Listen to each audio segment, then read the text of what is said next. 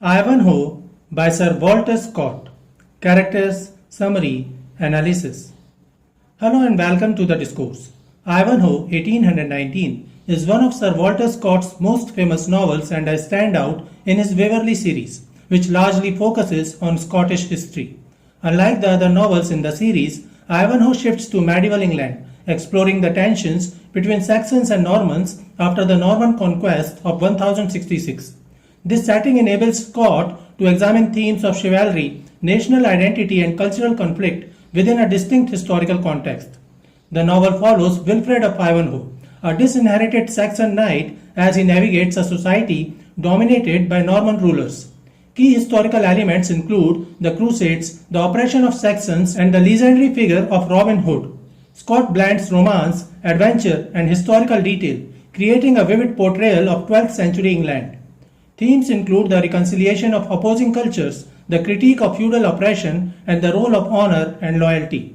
Unlike Scott's Scottish novels, which often focus on Jacobite uprisings or clan conflicts, Ivanhoe emphasizes medieval peasantry and the mythic origins of English identity.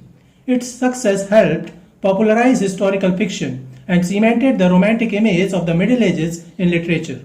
Ivanhoe was originally published in 3 volumes in 1819. Following the standard publishing practice of the time for longer novels.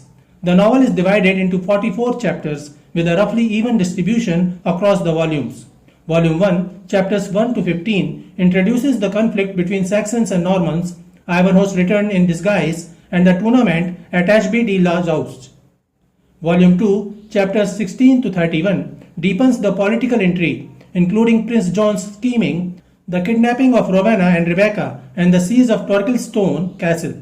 Volume 3, chapters 32 to 44, resolves the main plot lines, featuring Rebecca's trial, Richard's return, and the restoration of order.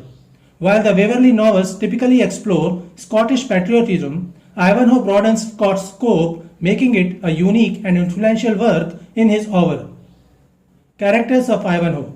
The novel presents a vivid cast of characters who embody the political, religious, and cultural tensions of 12th century England.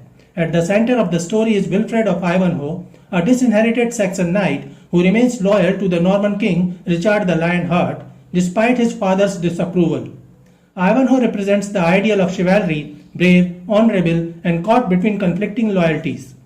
His love for Rowena, a noble Saxon maiden raised by his father Cedric, symbolizes the possibility of reconciliation between Saxons and Normans. However, Rowena herself is a somewhat passive figure, embodying traditional Saxon virtue and nobility rather than active agency. A far more dynamic and compelling character is Rebecca, a Jewish healer and daughter of moneylender Isaac of York, intelligent, compassionate, and resilient.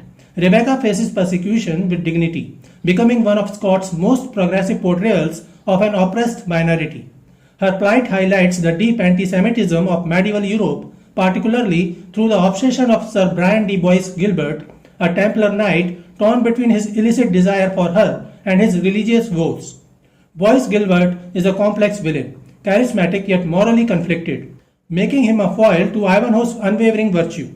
The political landscape is shaped by King Richard the Lionheart, who appears incognito as the Black Knight, aiding Ivanhoe while working to reclaim his throne from his scheming brother Prince John. The Norman nobility, including the ruthless Reginald Front de Boeuf and the opportunistic Maurice de Bracy, represent feudal oppression, while Saxon resistance is embodied by Cedric the Saxon, Ivanhoe's stubborn father, and the oafish but good-natured Athelstane of Königsberg. Adding levity and folkloric charm are the outlaws of Sherwood Forest, led by Robin Hood, here called Locksley, who assist Ivanhoe and King Richard. The loyal jester Wamba and the swineherd Gurth provide comic relief while also highlighting the struggles of the Saxon underclass. Through these characters, Scott explores themes of honor, prejudice, and national identity, crafting a novel that is both a thrilling adventure and a commentary on the forces that shape history. Summary of Ivanhoe. England in turmoil, the setting of Ivanhoe. Nearly 130 years after William the Conqueror's victory at Hastings, England remains a land divided.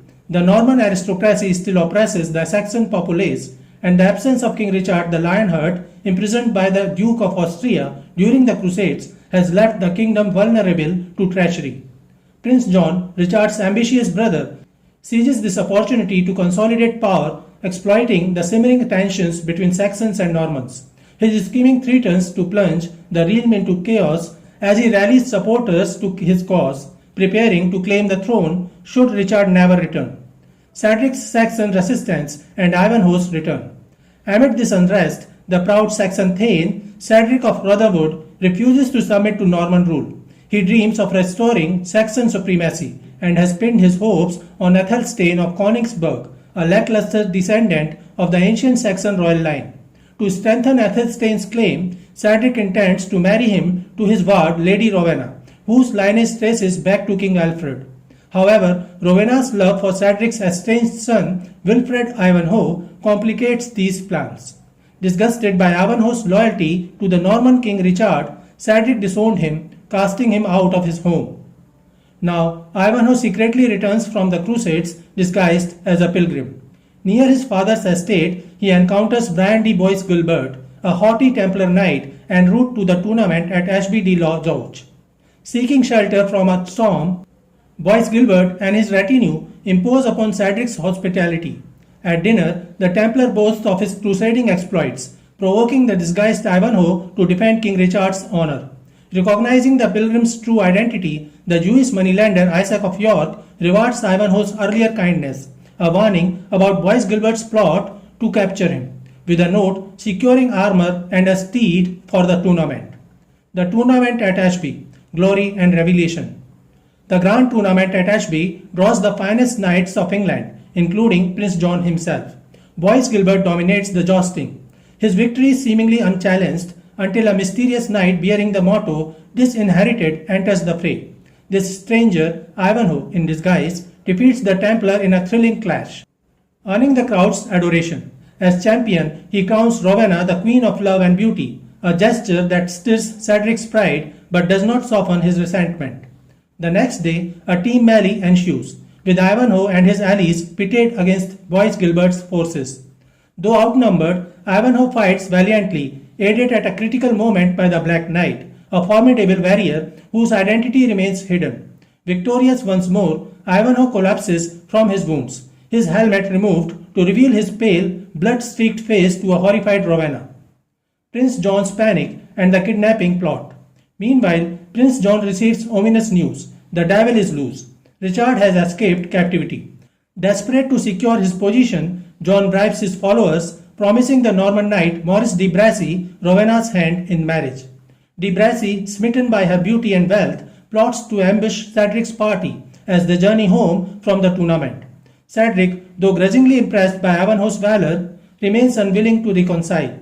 His party, including Athelstane, Rowena, and the wounded Ivanhoe, hidden in Isaac's care, is joined by Isaac and his daughter Rebecca, a skilled healer. But as they traverse the forest, de Bracy's men attack, capturing them all and imprisoning them in the castle of Front de Boeuf, a ruthless Norman lord. Captivity ensues, love, honor, and defiance. Within the castle, tensions rise. De Bracy attempts to woo Rowena, confessing his role in her abduction, but she spurns him. Only when she learns Ivanhoe is also a prisoner does she plead for his life. Meanwhile, Bois Guilbert, obsessed with Rebecca, tries to persuade her to flee with him. Her fierce refusal, choosing death over dishonor, only deepens his infatuation. Outside, the Black Knight and a band of outlaws, led by Locksley, Robin Hood, besiege the castle. Rebecca, tending to Ivanhoe, relays the battle's progress as the Black Knight's axe splinters the gates. In the chaos, Front de Boeuf is slain, de Bracy captured, and the castle set ablaze. Master Beaumanoir accuses her of witchcraft, citing her unnatural influence over the Templar. At her trial, Rebecca delivers a stirring defense, demanding trial by combat. Ivanhoe, though weakened, arrives as her champion. In a dramatic duel, he is unhorsed by Bois Guilbert, yet the Templar dies suddenly, struck down by his own inner turmoil. Rebecca is declared innocent. Resolution, love, exile, and reconciliation. With the order restored, Richard pardons Prince John. Cedric, moved by Athelstane's unexpected survival, he was merely stunned, not slain, blesses Ivanhoe and Rowena's union, symbolizing Saxon-Norman unity. Rebecca, disillusioned by England's prejudice, departs with Isaac for a new life abroad. The novel closes with Ivanhoe and Rowena's marriage, their love deepened by adversity, while Rebecca's fate underscores the era's injustice. Ivanhoe masterfully intertwines chivalric romance with historical conflict, exploring themes of honor, prejudice, and national identity. Through characters like Rebecca, a beacon of resilience, and the flawed but noble Ivanhoe, Scott critiques medieval bigotry while celebrating courage and redemption. The novel's blend of adventure and social commentary ensures its enduring appeal. So this is it for today. We will continue to discuss the history of English literature. Please stay connected with the discourse. Thanks and regards.